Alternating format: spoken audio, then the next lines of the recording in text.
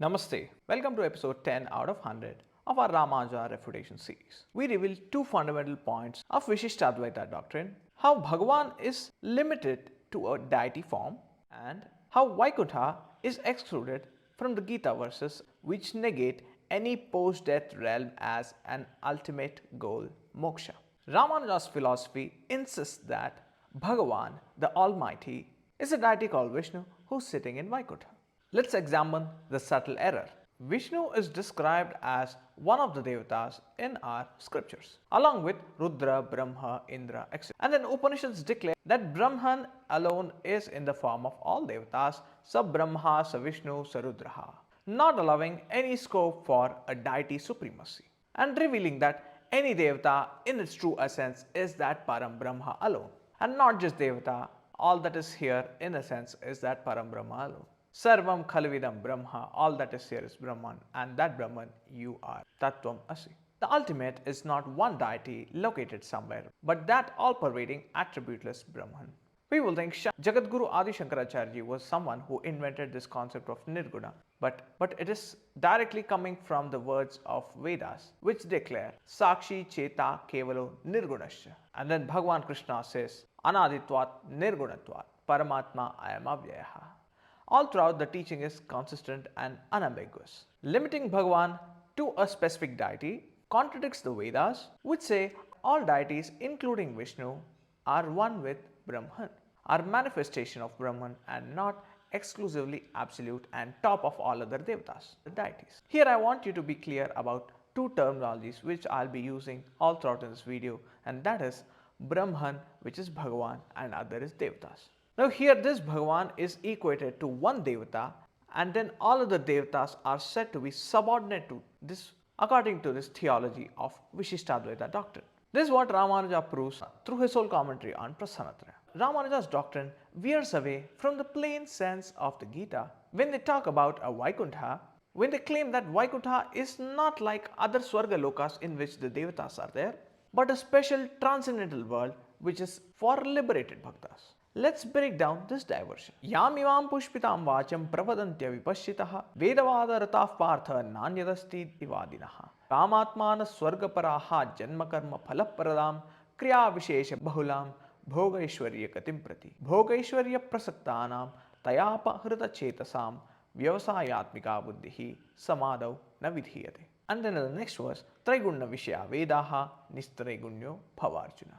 In essence, all these verses are talking about any afterlife goal which Veda itself talks about are not ultimate moksha. So the direct meaning of the verse is the unwise rejoice in the words of Vedas which talk about afterlife realms and the various pleasures attained there. They speak flowery words but also makes it clear that one still remains in the cycle of birth and death. And those who hold on to this afterlife promises in any of the lokas listed afterlife, in any of the Devata lokas listed, they are considered immature as per the verse. And the next verse immediately says, Traigunya Vishya Vedaha Nistragunyo Bhavarjuna. To understand this more clearly, Vedas are divided into two parts. One is the Karma Kanda part and another is Jnana Kanda. Jnana Kanda, otherwise called as Vedanta. Now Karma Kanda is committed to karma and Jnana Kanda is committed to the knowledge of Brahman, which indeed is going to give rise to moksha. The Gita here negates all post-death realms as not moksha, but indeed within the cycle of birth and death. And when we ask, why is Vaikuntha not included in these realms, lokas? Sectarians reply, this applies only to the Deva lokas and not to the Bhagwan's loka, which is the loka of Vishnu. But as established in the earlier part of the video that Vishnu also is one of the deities and all deities are in a sense that Brahman, which is Bhagwan. So there is no scriptural basis for giving Vaikuntha a radically different ontological status. As per the Shastras, all lokas attained after death are anitya, time-bound, temporary and are within samsara, governed by gunas and subject to return. And moksha is not a travel to a world but dissolution of individuality by understanding non-dual Brahman. Nistragunyo Bhavarjuna. Remember, there is no foundation for this sectarian exclusion. Gita negates all lokas as ultimate or moksha. Shruti rejects any one loka as Bhagwan's loka, and then Bhagavad Gita says, Yo lokatrayam avishya vibhartyavya ishvara, the one who is manifest in the form of all lokas. Ramanuja's exception for Vaikuntha built on the premise of a deity Vishnu's exclusive supremacy, is therefore doctrinally unsupportable.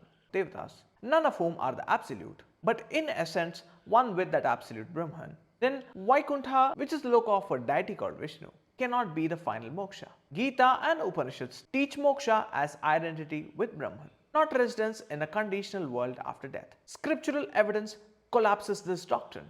Brahma, sa vishnu, sa rudrah. Sarvam khalvidam brahma. All that is here is Brahman alone. The ultimate Brahman is not in one of the deities loka, but is a matter of recognition as everything. The universality of Gita and the Shruti stands clear.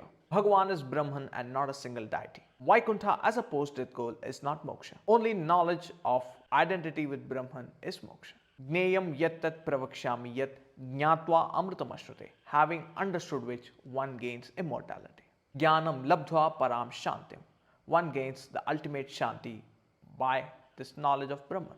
Sectarian constructs of a special loka for a chosen deity collapse when placed against the full force of the Vedantic scripture. Om Tat Sat.